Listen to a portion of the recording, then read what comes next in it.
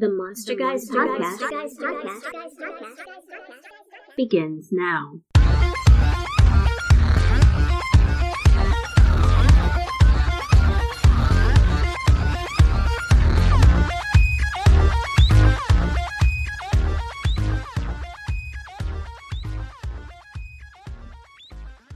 Welcome to the Monster Guys podcast. Tonight, we continue our month-long discussion of yokai and Japanese culture. It's been a fun one so far, and we've got a lot left to cover. We do, and tonight we will be covering two of the more popular, well, maybe not more popular, but the more prominent. Yeah, the more prominent creatures in that list of baddies and creepy Yeah, so crawlies. far, we've had a great conversation with Matthew Meyer the first week of the month, and we talked generally kind of getting the big picture of yokai in Japanese culture, and then we spoke a little bit more specifically about Tsuku Mogami. Then the second week, we covered your favorite one, the Kitsune, The Nine-Tailed Fox. Nine-Tailed Fox. And then this week, we're going to do kind of a double feature. We're going to cover the Oni and the Tengu. And then we do have two more guests this month. Whereas we thought we would have one, we now have two. We have a surprise guest that Surprise! just confirmed with us this week. That is a real treat that we found through conversing with people about yokai online and ended up making a contact, and he has agreed to come on as a guest on the show. And so we're excited about that. So we'll have a really full month by the end of it talking about yokai and Japanese culture. Before we get into all that, though, Michael, you and I, we just returned from a little bit of a small hiking trip. I'm a little tired. It's been a long time since we've been on some good hiking trips, but we like to go hiking, and seeing as how we're speaking of creatures in the mountains and in the woods tonight, I was looking for some Tengu or Oni out there where we were hiking. Maybe it's best that we did the hiking first and we're talking about the things in the mountains after. I think after so. The hiking. I would have not wanted to summon anything by way of speaking of them and then going hiking and then finding them. Well, we're not out of the woods yet. Oh gosh, here we go. No pun intended on that one, actually.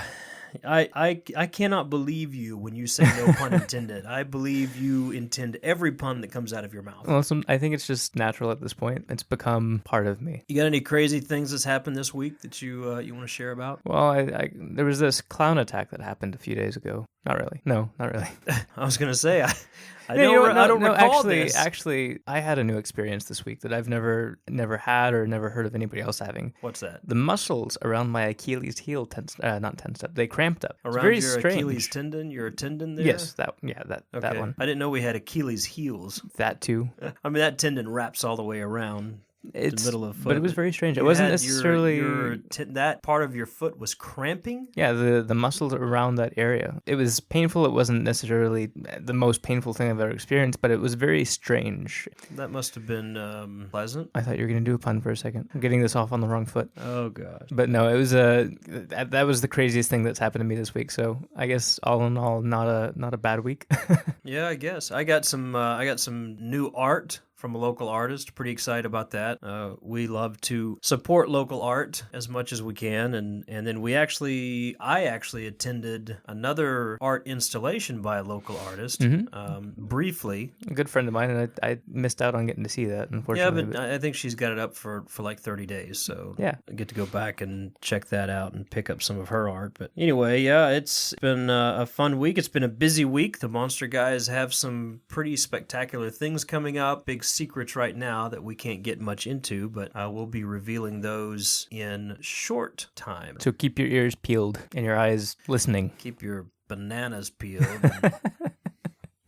All right, Michael, well, let's talk about the Oni first. All right, Japanese ogres and demons. Here we go. Yeah, the Japanese demons, the demons of Japanese myth and lore. These are like the Kitsune from last week, and even like the Tengu that we'll talk about in a few minutes. These are some of the more prominent beasts of Japanese mythology and folklore.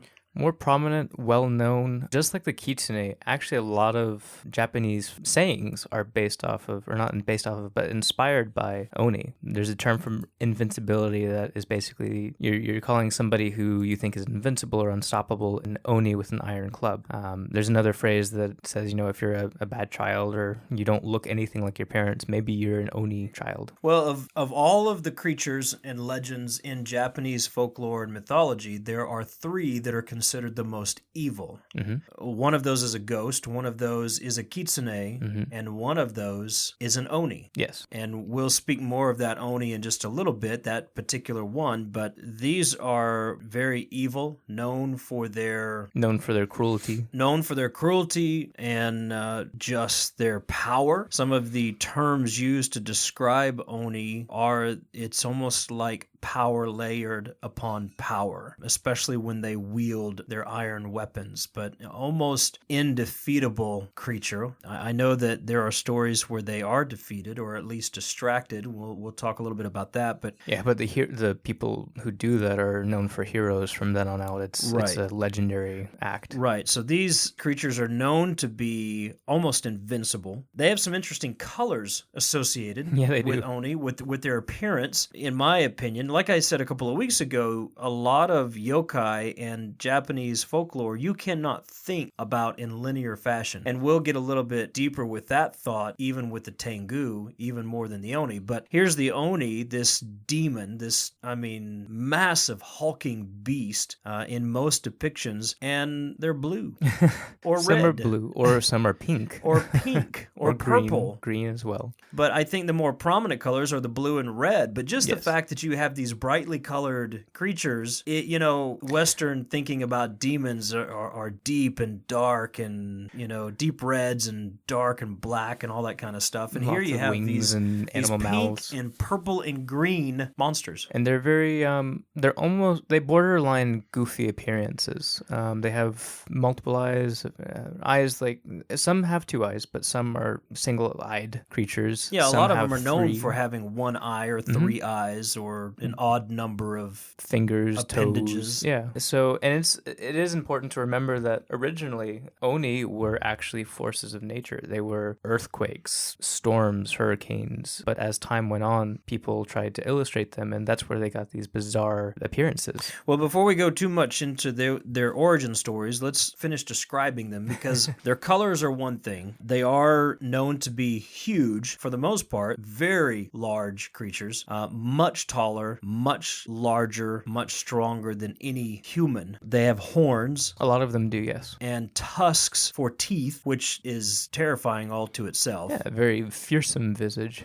They have loincloths. They wear loincloths that are fashioned from their kills, animals that they have killed. I think some stories talk specifically about tiger pelts, and others have other animal pelts that they describe. It's still a very common image to see in anime and manga, to see this big, gigantic oni with a tiger skin loincloth. And it's fearsome, but at the same time, it's a little comical sometimes. Yeah. Well, when you have the tiger loin, it kind of makes me think of like a big red, blue, or pink Flintstone character. Yeah. I always think of, the World's Strongest Men character from like the carnival or the circus. And the name Oni is derived from characters in Japanese kanji that actually means to be hidden or hide or conceal. And one of the interesting things about Oni is, for the most part, they're considered to be invisible to the human eye. I think there are appearances, they make themselves visible for certain things, but the very nature of their existence, according to their name, is that they are hidden or concealed. Like you said earlier, they're more of a force to be reckoned with, or to be understood, or to be feared. Which isn't too far off from the Western idea of demons, if you think about it. Yeah, for the most part. Going from that hidden or concealed nature of this creature, we can lead into that origin story where you began to describe how they were forces of nature. They were destructive winds or whatever. Yeah, I mean, that's just it. A lot of them were associated with the mountain, earthquakes or things coming down from the mountain to destroy the town. It was very much a natural thing. It wasn't necessarily, this demon from hell at that time. I think as people started to depict them in art and religion, then Oni kind of progressed. Because originally as well, you have to keep in mind that Oni was kind of a blanket term. Kind of like yokai can describe all sorts of monsters, from kitsune to the Tengu to Oni to even events that people experience. Even events and phenomena. Oni was originally a blanket term as well. And then they began to pare that down and define what Oni were in terms of a creature or a demon or a beast. Yeah, even to the point now that you have Oni, you have Hanya, you have Kijo, you have Ushi Oni. They pared it down so much that you now have all of these different types of Oni. Right. I mean, currently, I believe the term Oni describes male demons. Yeah, and it can describe all of those, but yes, when you think of Oni, you think of that, red guy with an iron club with a tiger loincloth. Right, because Kijo is considered to be the female demon. When people refer to Oni, they're speaking of those mountain-dwelling or hell-dwelling male demons that we just described. Yeah. And some of them do live in the mountains. Some of them do live in the countryside, but many of them are considered to be their habitat to be in hell. Yes. As tormentors. That's a very specific grouping of yokai, or Oni as well.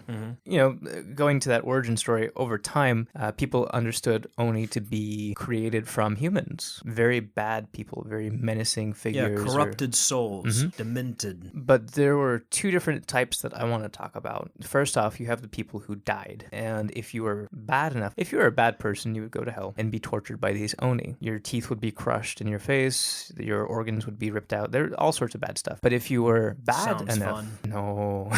The whole teeth thing, there was actually I think it was 1960s, 1950s. There was a Japanese horror movie called Jigoku, which is hell, that I watched. And at the end, you see the main character go to hell and you see his teeth constantly get crushed and, reshape and get crushed again. And teeth, for me, they bother me. So it's just an eternal crushing of the teeth. It's still hard to think about. Anyways, if you were bad You're enough... over here squeaming and squirming in your seat thinking about teeth being crushed. If you were a bad enough person, if you were just so evil that you got to hell and you were this evil, then instead of being tortured, you would actually get promoted or transformed to become an Oni. Yeah. It's kind of like, I've seen so many jokes about, being bad enough that in like common web comics these days of like, you get down to hell and Satan gives you a badge of approval and gives you the pitchfork. That's kind of what happened in Japanese folklore. It would almost seem possibly that people who were evil would want to be evil enough to be promoted to Oni. So that they weren't tortured, but then become the torturer. If you're a bad person, I guess, why not go all the way so you Oh my get promoted? gosh. What kind of can of worms would we open up there discussing that with? I don't know. Because there's a lot of people who really want to be that bad. Yeah. But that's one grouping of Oni. There's another group that they were bad enough in their life that they didn't die. They transformed into Oni and they lived the rest of their days out being Oni, on the earth. On Earth. Mm-hmm. Yeah, and I think it might be important to note that the Oni who are in hell, who are torturing those in hell, are servants of Enma. Mm-hmm. Lord Enma. So I think that's interesting to me. They are actually servants of the god of hell. If I remember correctly, there are some deities that I don't know quite as well, but if I remember correctly, he kind of poses as this judge figure who sits behind a desk and judges human souls. But yeah, so you have those two main types. But like I said earlier, you also break down into other types of Oni on the earth. So you have that male giant beast Oni, and then you have a bunch of other types of Oni as well, like the Reiki is one that we've talked about at our panels at conventions. Right. And the Reiki is kind of scary to think about. So if you killed an Oni, which is almost impossible, you would think that would be a good thing, right? Right. Well, the Reiki is a ghost Oni. So that's terrifying to think about. It is. So not just the Oni, but a ghost Oni. Yeah, you kill this thing and it becomes, the Jedi Force ghost of Oni that's going to come back and be like Obi-Wan, only really bad and hit you upside the head. Wow. You just described it as a really bad Obi-Wan.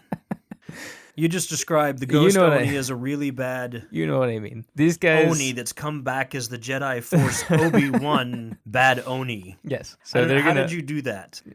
It's a gift. What can I say? Okay, anyways. So the bad Jedi Obi-Wan Oni, who is now a ghost, the Reiki... They know how to hold a grudge. They'll come back for you. But once you're dead and gone... And then they're really invincible at that point, because you're not going to kill a ghost. There is one story of a priest who did all sorts of stuff, but it wasn't a simple banishing or killing of this ghost. He basically contained it, if I remember correctly. Yeah. And then that sucker gets out. And what happens then? That's the stuff of movies. Yeah, that's the stuff of legend. But anyways, these guys don't just hold grudges against you, they hold grudges against your entire family line. So once you're dead and gone, they're going to keep on pestering your children, your grandchildren, your great-grandchildren, and they don't just The pester. sins of the fathers have come back. And remember, these are demons. They don't just pester, they torment. They torment, they kill, eat, devour. One of the favorite meals of Oni historically is humans. Humans and raw human organs. Yeah. Blood of virgins, all of that jazz. Exciting stuff.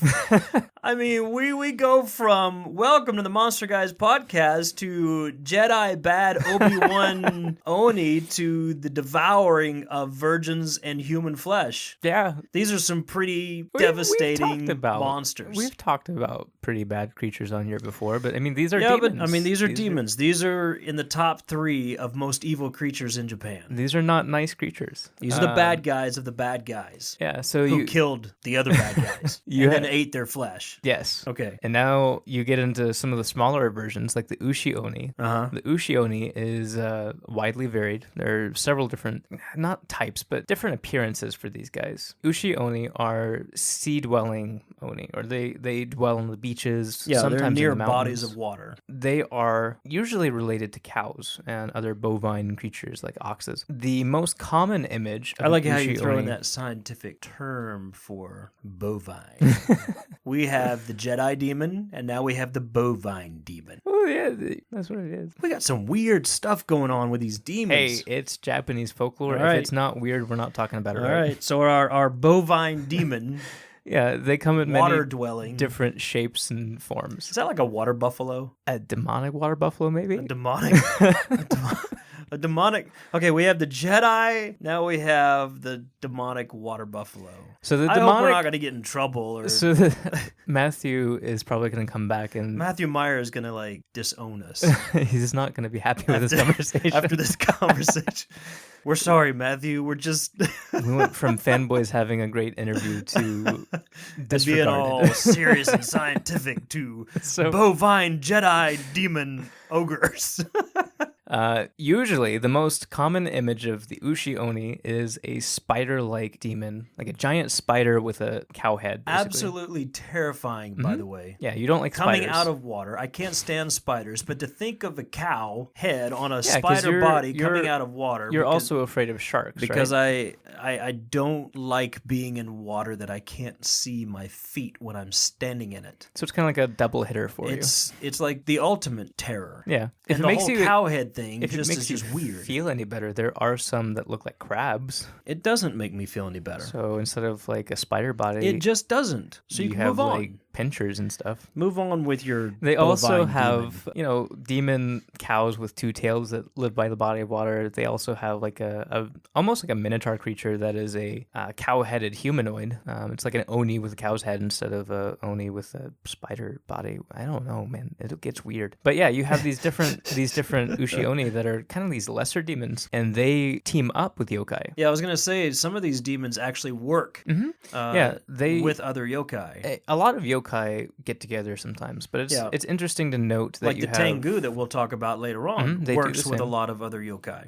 Tengu are more solitary than Ushi Oni, but but they do. one type of Tengu Yes. specifically does a lot of working with other yokai to accomplish its goals. Definitely. So they almost hunt, these Ushi Oni almost hunt in packs with other yokai in order to catch a human mule. So you have these lesser demons, and then I guess saving the Kijo or the Hanya for last. These are female Oni. They are women in life who have become jealous or just evil women that transform due to their character. A famous story is of one woman who lived up in the mountains, and she was very cruel. She would invite people who were traveling through the mountains and cold and lost and afraid into her home, and then she would either terrify them, harass them, or in some stories she would actually kill and eat them. Sometimes to accomplish her meaner pranks, I guess I would say, she would wear wear a demon mask. One time she put this mask on and, scared somebody and killed them. And after that, she couldn't take the mask off anymore. She had transformed into this demoness. She had become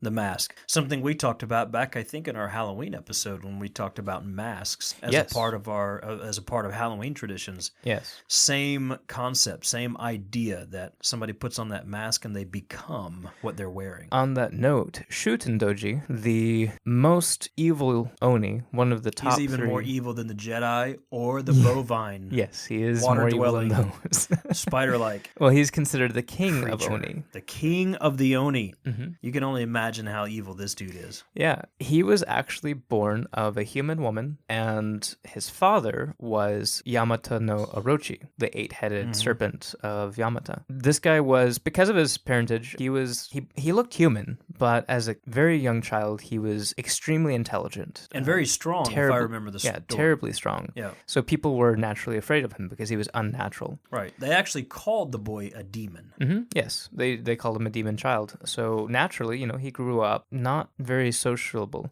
He was. I wouldn't think so. I wouldn't think any child that is that strong and that smart and is called demons by everybody else is not going to be on Facebook too much. Well, he became so antisocial, so I bet he didn't rude. even have a Twitter account. Probably not, especially considering that, We do. The Monster Guys. .com. Shameless plug insert here. Oh, there you go. Can we put a shameless plug in our own podcast? Does that work? I think so, but we'll have to pay ourselves for the ad placement. Yay, we get paid. Yay. All right. So anyways, Shutendoji is so bad at this point that his mother actually abandons him and signs him up for apprenticeship at a temple way off in the mountains. So he becomes an apprentice monk. Now, he's not very good at this. The boy is very smart, very knowledgeable, but again, he still doesn't like humans. So the idea was send him off to this religious school to make him good. Yeah, but it didn't boarding work. school for the demon kid. But boarding school for demon children to make them priests. Okay. But it didn't work. No, it didn't. Because then he goes on to become the king of them all. Yeah, he was actually known for stealing booze and stealing alcohol and getting drunk off of it. What and an evil person. Oh my goodness. What a bad thing to do. Anyways, at one festival he gets so drunk and he puts on this ... mask and he goes around. Why did you do the ... It was a dramatic pause. Oh, you put a little ellipses. Are you going to edit in some special music for that dramatic pause? I don't know. I was just curious. You just spoke in ellipses into your sentence. It did. Wow. Okay, so ... He gets drunk at this festival and he puts on a scary mask and he runs around scaring the other apprentice monks and his fellow peers. And at the end of the night, he's laughing off all of his fun and he goes to take off the mask. Well, guess what happens? He can't take off the mask. Uh-oh.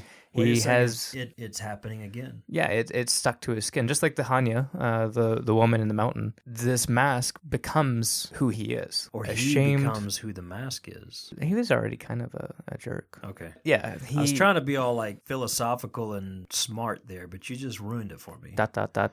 Anyways, ashamed of his appearance now, he runs away and runs off into the mountains, and he starts to survive. He starts stealing food from the nearby villages. Another demon child meets up with him. This guy's name is Ibaraki Doji. Actually, Ibaraki Doji may be a guy. He may actually be a female demon. Some stories refer to him as male, but a lot of other stories refer to him as Shutendoji's female partner in crime and even lover at some point. But anyways, even though traditionally the Oni and the Kijo are not known to be together. They're not like husband and wife demons that are having little demon babies. It's not even known that these demons can procreate. Right. But these two get together and rob banks together. Yeah, they were a pair. They were, if nothing else, they were at least partners in crime. They were stealing booze together. Yes. Because of their activity, they attracted a bunch of criminals and thieves and robbers and murderers. I feel the formation of a gang. This is coming where on. he gains his title. Over time, these people are so horrible that under the leadership of Shuten Doji and Ibaraki Doji, the gang itself becomes a clan of Oni. They all transform into demons because of how horrible they are. Over time, they go from simple thievery and robbing booze and food in order to survive to flat out trying to take over the land. And this is where the stories of drinking the blood of virgins come in. They actually start kidnapping virgins and drinking their blood and eating their organs raw and doing all sorts of other horrible stuff. Finally, it gets so out of hand that a legendary swordsman, whose name I am going to attempt to pronounce, Minamoto no Yorimitsu, this guy and his deputies came, and during one night they actually got really drunk. The demons got really drunk, and the swordsman came in and killed Shuten Doji and all of his clan, except for Ibaraki Doji. Now, Ibaraki Doji escaped later to the Demon Gate, or Rashomon, which is a subject we've talked about. We talk about the Demon Gate. Matter of fact, the Demon Gate is central to our 4th book in our Charlie Sullivan and the Monster Hunters young adult series. Yep. I like talking about the Demon Gate, but go ahead. He escapes to the Demon Gate. Well, he escapes, period. Rashomon was not a good place. It was a place for dead bodies to be dropped and for thieves and robbers to pick the pockets of those dead bodies. But Ibaraki Doji also kind of haunted that place. And hearing about this, Yorimitsu came and tried to kill Ibaraki Doji. He only cut off his hand, but it vanquished the demon, and he no longer, it didn't vanquish him. The demon vanished from that place. Right. And he was no more. So you have these two figures of Japanese mythology that are pretty prominent and good examples of how one transforms into Oni while alive on Earth. So we have a wide arrangement of Oni in Japanese folklore.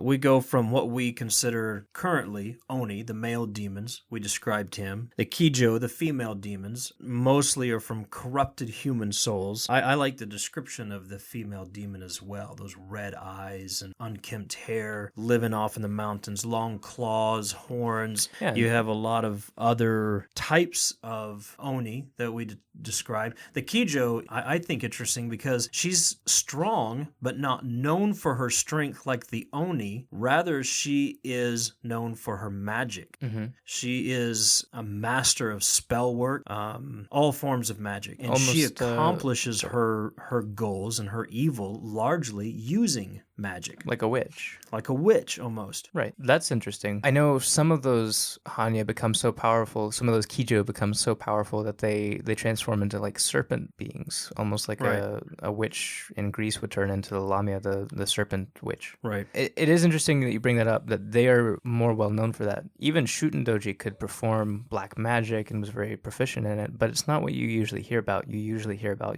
the strength, the massive earthquakes and other stuff, signs of brutal power. So that is very interesting. There's actually a story, classic folktale, about an Oni who comes in with black magic. As the story goes, there's a wedding of a rich couple, daughter of a lord being married off to another lord. An Oni sees her and decides he wants to take her for his wife. So he actually appears as this black cloud, this storm that rolls in over the wedding and fogs up the area. Nobody can see what's going on. When the storm clears, the bride is gone. She's disappeared. The Oni has taken her away. He has actually taken her to his castle across the river, and he has married her there. Now, her mother goes and gets a priestess, asks for advice, and the mother and the priestess both go and watch this Oni's castle. They wait for the Oni to leave, and then she marches up and knocks on the door. The daughter sees her mother and the priestess, and she's very excited, but she knows that the Oni will be back soon. So she hides them inside. She leads them to a chest that they crawl inside and are locked away for now. When the Oni returns, he smells the human presence. He immediately knows that somebody else is there, and he is about to call on his dogs and send them searching through the house when the woman distracts him, saying, "Hey, I have great news, I'm pregnant." So the Oni is very excited, and instead of searching for the humans, he starts to throw a celebration. Well, he gets drunk, as Oni are known to do at this point. and he falls asleep. The three women leave the castle and try to escape by boat down the river. Well, as the story, the Oni wakes up and he notices that his bride is gone, and he rushes out of the castle and he sees the boat going down the river. They haven't gotten far enough away yet. So what does the Oni do? The Oni, naturally, starts to drink the river. He starts to suck up all the water into the river, and the boat is carried along by this current going back to the Oni. The women are terrified. The mother, particularly, starts to pray and ask the priestess for help. The priestess gives the mother a bit of advice. She says, lift up your skirt and moon the Oni. And so the two women do. They moon the Oni, and the Oni sees this, and he actually starts laughing so hard that the water is regurgitated back out, and they're swept away downriver, are safely ashore later on, and that's the happy ending. That's another interesting point about Japanese folklore. Some of these absolutely terrifying monsters, these horrible, cruel beasts who will rip out your innards in a second and eat them before you, are easily escaped by making them laugh with crude easily humor. Distracted. Yeah. And easily amused, Mm-hmm. and not just, hey, let's tell a joke and amuse them. It's usually crude humor. let's moon the demon. Yeah, I think it's the kappa, the water spirit that eats people. Sometimes you can challenge them to a sumo match, or you can fart in their vicinity, and they will actually laugh. Not only do we have strange creatures, but our stories about how we deal with these strange creatures are even stranger sometimes. Yeah, over in the West you have holy water and garlic. In Japan you have mooning and moon flatulence. Oh my gosh. Okay, well, let's take a break. I need to go get some more tea, and then we'll come back and we'll speak of the Tengu.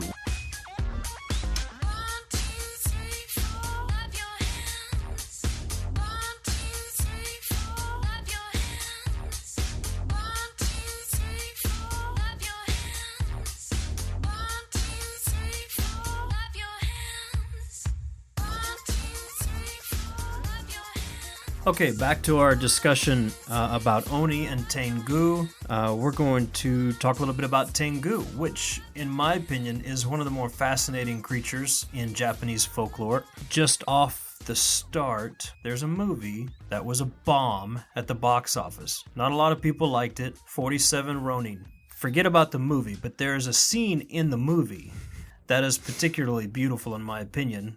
And it's the scene that is in the Tengu forest. Mm-hmm. When Kai leads them to the Tengu forest. I just think their depiction of the Tengu, the swordsmanship and everything else about that forest was absolutely stunning. Yeah, it was a really awesome scene, and it really captures maybe not the visual bizarre nature of the Tengu, but it captures, in my opinion, the spirit of what the Dai Tengu should be. And we'll explain what the Dai Tengu is and everything. Yeah, I agree. So whether or not you liked that movie, which a lot of people apparently didn't, I actually liked the movie. I enjoyed it. There were some holes in it and there were some weak spots, but overall I thought it was a decent movie, but I really loved the scene in the Tengu forest. And particularly that was a time when we were actually creating a Tengu mask and doing some talks on yokai, and specifically one of our talks centered around Tengu, so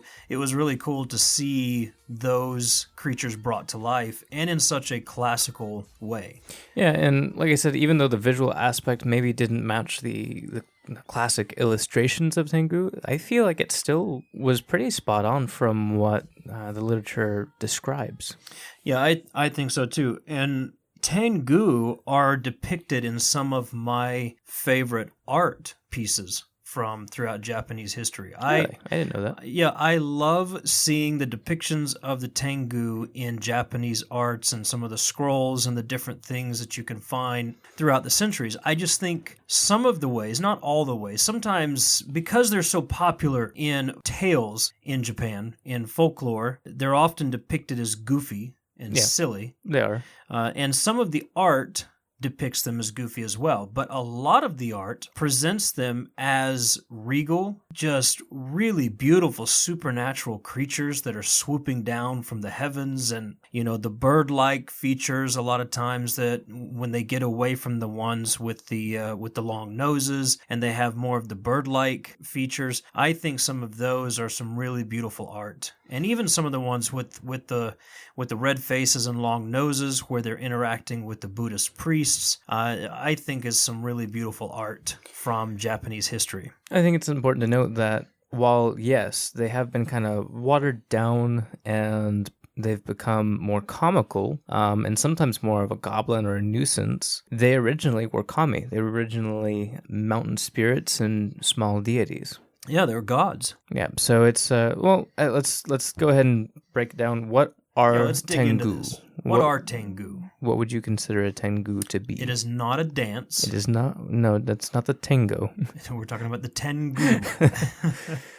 They are bird-like humanoids. As far as that makes them sound like aliens or something. It does, and I think there's an anime that actually made them. No, it's actually the anime made Oni into aliens. Different thing. Never mind. No, they're bird-like humanoids, and there are different types of tengu. There are, which is interesting, and I'm going to stop you there for a second because, and we talked about this earlier, and I've talked about it in another episode. Like Scandinavian folklore, you can't always look at Japanese folklore in a linear fashion. Right. And I think this is one of those things, and there's a broad picture to be painted here in regards to the Tengu, but it starts with the translation of their name. Yeah, I mean, we could start there. That would be a good place to start for us to get the full effect and the full picture. Yeah, because Tengu actually is translated divine dog. Mm-hmm. From Chinese Tiango. Yeah. Which is actually a completely different creature. The Tiango. Well, and here's where the disconnect takes place on the surface. Divine dog,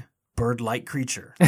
Yes. You see, so there's a translation issue going on there, I think, but there's also a descriptive issue going on there. Well, there is one folktale that I was able to track down that describes the Chinese creature, which is a celestial dog. Mm-hmm. There is one that describes the dog as having a sharp beak. But other than that, yeah, there is a bit of a question, and folklorists have been trying to figure out where exactly the translation comes into play. It is interesting to note, and I'll go on a little rabbit trail here. We've talked, like in our troll episode, we've talked about the wolves that chase the sun and the moon, Haiti and Skull. And we've talked about the Varkalok in other episodes, the giant vampiric wolf demon that swallows the moon. And we've written about the Varkalok. We have. It is interesting to note that the Tiango actually is known for swallowing the sun and the moon, and it was their way of understanding the eclipse. Mm-hmm.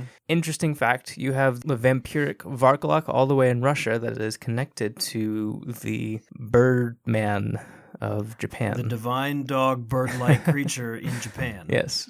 Somehow, the avian people got the name Tengu, and these guys are pretty darn interesting. So the common Tengu is a crow-headed man who is described as sometimes having... It's a humanoid with the head of a crow, but sometimes known as having the face of a human. Then you have other types of Tengu. You have this river spirit that is a crane humanoid, and you also have this fiery Tengu that flies through the sky at night and actually sucks light in instead of emitting light. Perhaps most importantly, though, you have the Dai Tengu. Now, the Ko Tengu... Well, and I want to go back because the whole idea of sucking light in versus emitting the light is actually a pretty beautiful concept to me. It is, and it's mysterious. You wonder how they knew it was a fiery bird if it, instead of, shining light, it's sucking the light in. It's kind of a crazy idea, and I really would have liked to have seen what they saw. Yeah, and the scope of the world as energy and beings as energy, ki in Japan, is really, I believe that plays into a very fascinating conversation with regards to this creature. Definitely. Remembering that they are very mystical and powerful beings. But you have your Kotengu, which is the common, bird human, and then you have your Daitengu, and those are the two that we're probably going to focus on the most. Right. Now, the Kotengu are your common image. These are either bird-like or they are humans with wings and very long sausage-like noses, usually red-faced or of a reddish complexion. They are known for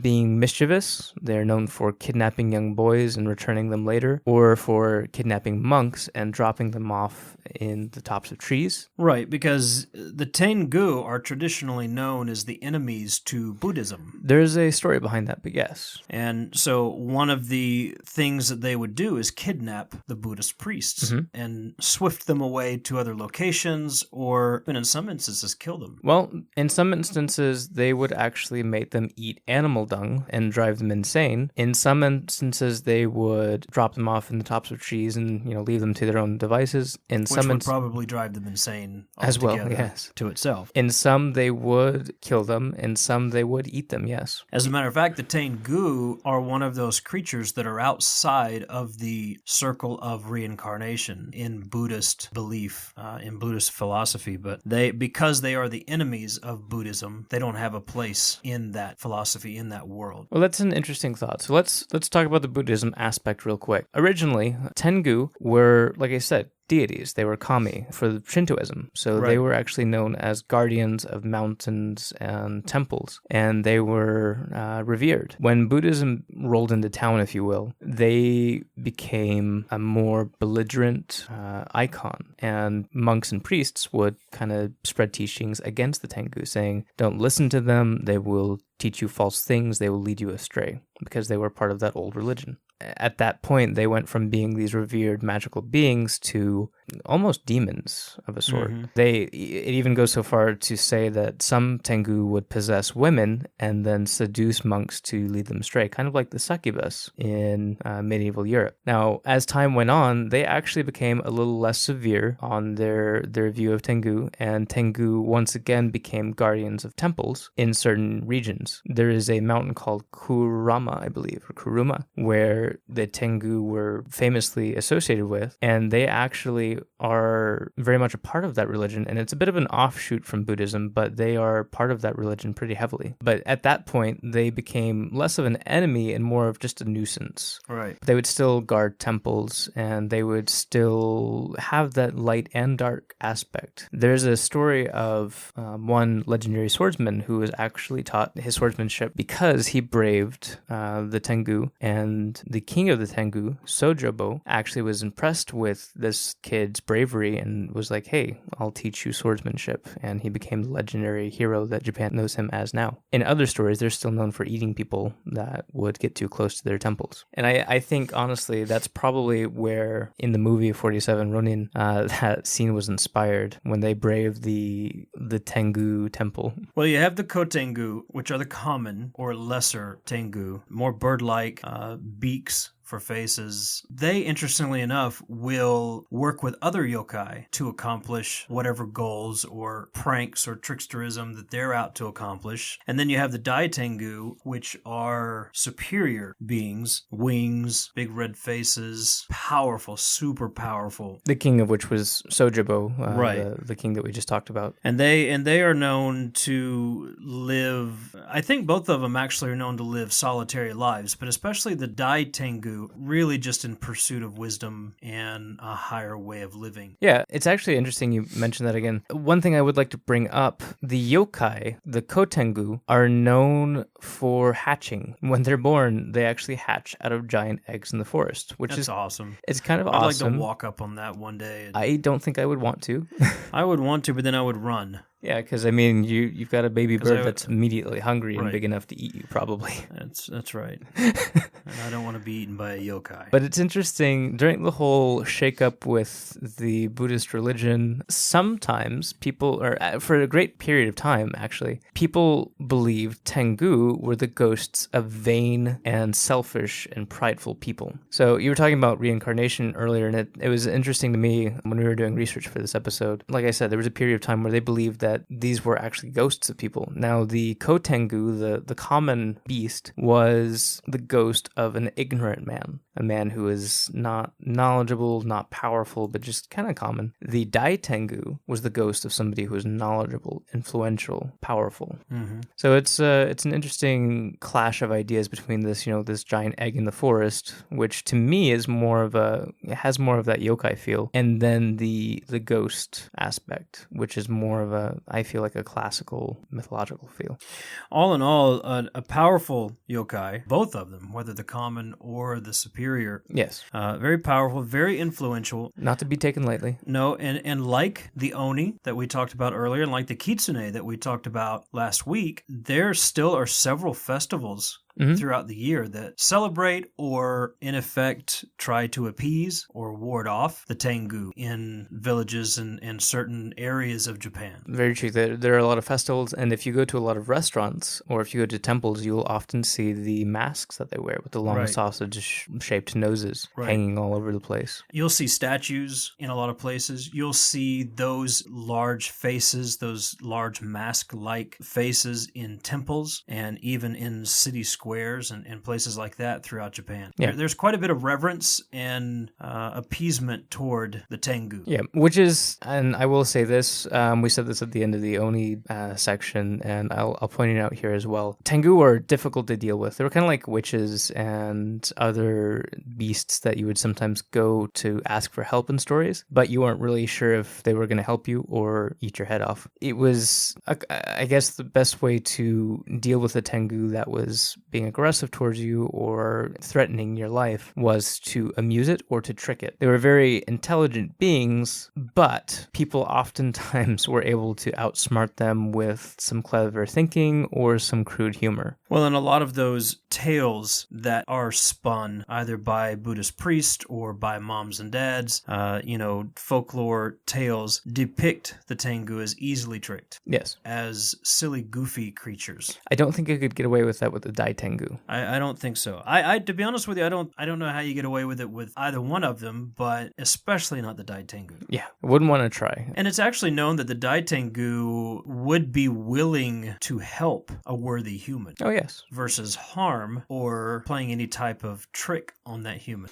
So there's a decent spirit about, especially the Daitengu at some levels. Well, like I said earlier, the religion that they're still a part of today, there's a thought that Sojibo, the king of Tengu, is either ranked in the trinity of gods important to that religion, or he is an avatar of one of those gods, which is, for a creature that is king over all of these mischievous and potentially evil creatures at times, that's pretty interesting. Yeah, it is. To see that light and dark mix. It is. So the Tengu, a very interesting creature within the yokai world. As always, we encourage you to go a little bit deeper, look into these topics, and learn some more. Read some of the stories. Look into some of the history. Look at the variances from one part of the country to the other, because it's unending amount of fun and information that you can dig up on these creatures. Heck yeah. And as always, definitely check out our yokai podcast. We've got 2 up. There'll be another one going up this week where we tell short stories originally written by us and or digging up some of those tales of old from Japanese history about specific yokai and then having a short discussion about them. Just a little extra, a way that we can dig a little deeper into the thousands of yokai that are out there without spending the rest of our lives on a podcast about those monsters, because there's so many and so varied. There are enough to do so for sure. Thanks again for listening, everybody, and have a great week. We'll see you in a couple days with another Yokai podcast, and next week with another very special guest on the Monster Guys podcast. Take care and have a great week. Have a good one.